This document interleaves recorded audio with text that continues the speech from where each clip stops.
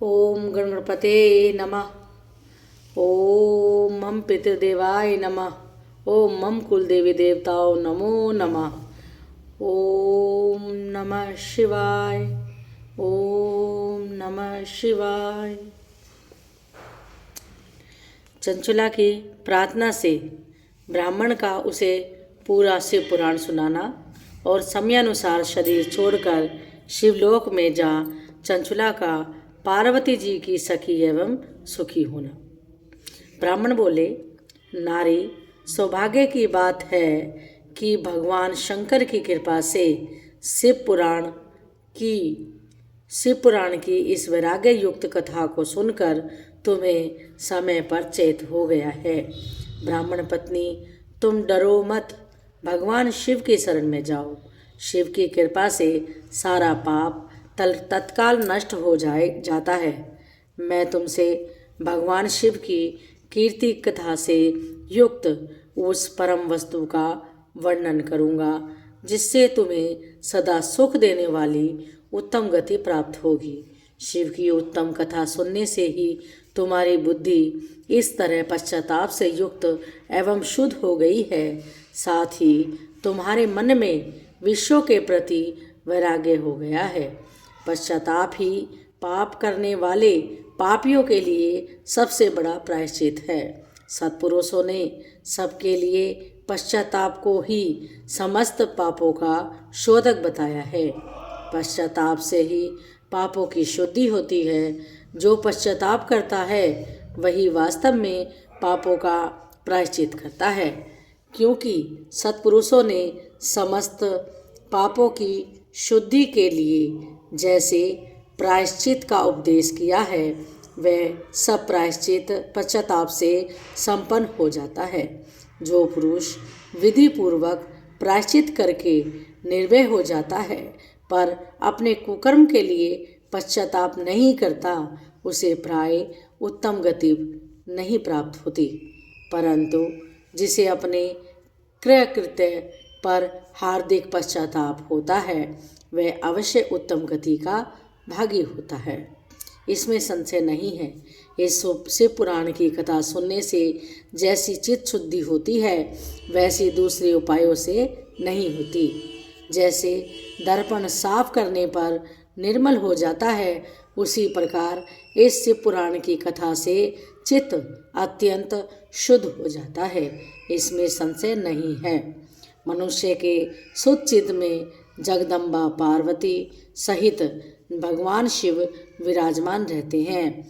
इससे विशुद्धात्मा पुरुष श्री शांब सदाशिव के पद को प्राप्त होता है। इस उत्तम कथा का श्रवण समस्त मनुष्य के लिए कल्याण का बीज है। अतः यथोचित शास्त्रोक्त मार्ग से इसकी आराधना अथवा सेवा करनी चाहिए। यह भवबंधन रूपी रोग का नाश करने वाली है। भगवान शिव की कथा को सुनकर फिर अपने हृदय में उसका मनन एवं निधि ध्यासन करना चाहिए। इससे पूर्णतः चित्त शुद्धि हो जाती है। चित्त शुद्धि होने से महेश्वर की भक्ति अपने दोनों पुत्रों ज्ञान और वैराग्य के साथ निश्चय ही प्रकट होती है। तत्पश्चात महेश्वर के अनुग्रह से दिव्य मुक्ति प्राप्त होती है। इसमें संशय नहीं है। जो मुक्ति से वंचित हैं उसे पशु समझना चाहिए, क्योंकि उसका चित्त माया के बंधन में आसक्त है। वह निश्चय ही संसार बंधन से मुक्त नहीं हो पाता। ब्राह्मण पत्नी, इसलिए तुम विषयों से मन को हटा लो और भक्ति भाव से भगवान शंकर की इस परम पावन कथा को सुनो। परमात्मा शंकर की इस कथा को सुनने से तुम्हारे चित्त की शुद्धि होगी। इससे तुम्हें मोक्ष की प्राप्ति हो जाएगी। जो निर्मल चित्त से भगवान शिव के चरणारविंदों का चिंतन करता है, उसकी एक ही जन्म में मुक्ति हो जाती है। ये मैं तुमसे सत्य सत्य कहता हूँ। सूत जी कहते हैं, सोनक, इतना कहकर वह श्रेष्ठ शिव भक्त ब्राह्मण चुप हो गए। उनका हृदय करुणा से आर्द्र हो गया था। वे सुचित महात्मा भगवान शिव के ध्यान में मग्न हो गए। तदंतर विंदु की पत्नी चंचुला मन ही मन प्रसन्न हो उठी। ब्राह्मण का उक्त उपदेश सुनकर उसके नेत्रों में आनंद के आंसू छलक आए थे। वह ब्राह्मण पत्नी चंचुला हर्ष भरे हृदय से उन श्रेष्ठ ब्राह्मण के दोनों चरणों में गिर पड़ी और हाथ जोड़कर बोली, मैं कृतार्थ हो गई। तत्पश्चात उठकर वैराग्ययुक्त उत्तम बुद्धि वाली वह स्त्री जो अपने पापों के कारण आतंकित थी, उन महान शिव भक्त ब्राह्मण से हाथ जोड़कर गदगद वाणी से बोली। चंचुला ने कहा, ब्राह्मण शिव भक्तों में श्रेष्ठ स्वामिन, आप धन्य हैं, परमार्थदर्शी हैं और सदा परोपकार में लगे रहते हैं, इसलिए श्रेष्ठ साधु पुरुषों में प्रशंसा के योग्य हैं। साधो, मैं नरक के समुद्र में गिर रही हूँ, आप मेरा उद्धार कीजिए। पौराणिक अर्थ तत्व से संपन्न जिस सुंदर शिव पुराण की कथा को सुनकर मेरे मन में संपूर्ण विषयों से वैराग्य उत्पन्न हो गया, उसी इस शिव पुराण को सुनने के लिए इस समय मेरे मन में बड़ी श्रद्धा हो रही है।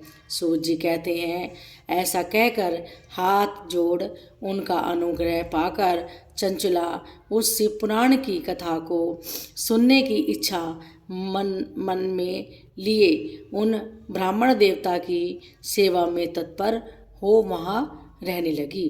तदंतर शिव भक्तों में श्रेष्ठ और शुद्ध बुद्धि वाले उन ब्राह्मण देव ने उसी स्थान पर उस स्त्री को शिव पुराण की उत्तम कथा सुनाई।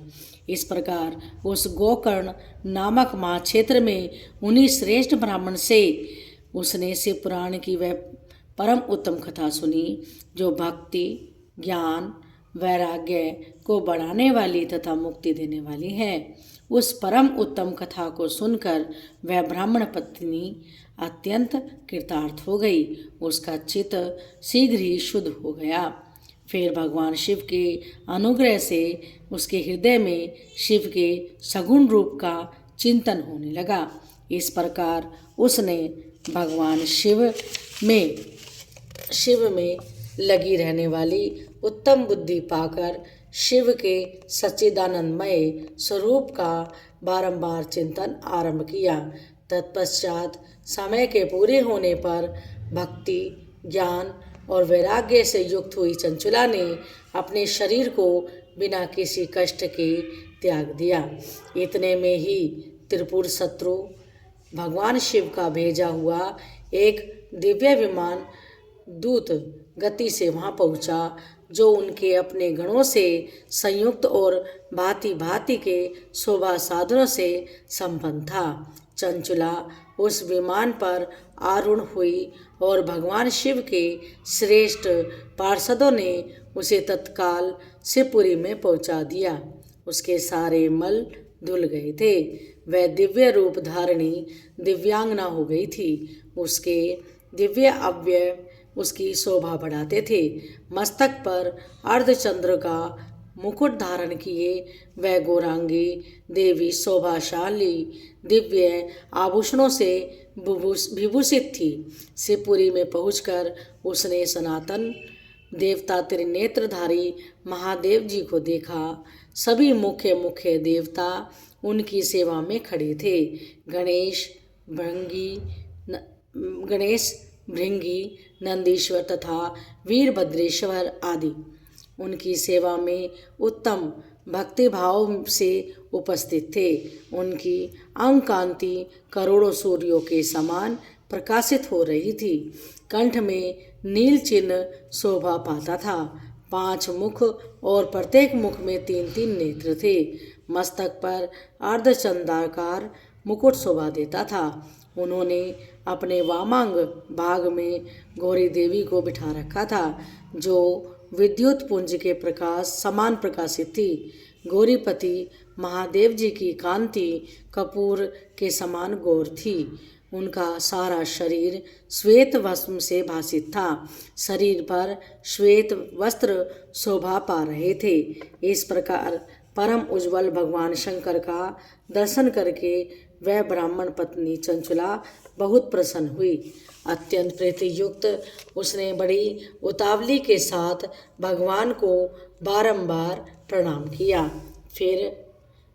फिर हाथ जोड़कर वह बड़े प्रेम, आनंद और संतोष से युक्त हो विनीत भाव से खड़ी हो गई। उसके नेत्रों से आनंद अश्रुओं की अविरल धारा बहने लगी तथा संपूर्ण शरीर से रोमांच हो गया। उस शरीर भगवती पार्वती और भगवान शंकर ने उसे बड़ी करुणा के साथ अपने पास बुलाया और सौम्य दृष्टि से उसकी ओर देखा। पार्वती जी ने तो दिव्य रूप धारिणी विंदुक प्रिया चंचला को प्रेम पूर्वक अपनी सखी बना लिया। वह उस परमानंद घन ज्योति स्वरूप सनातन धाम में अविचल निवास पाकर दिव्य सौख्य से संपन्न हो अक्षय सुख का अनुभव करने लगी। ओम नमः शिवाय। ओम नमः शिवाय।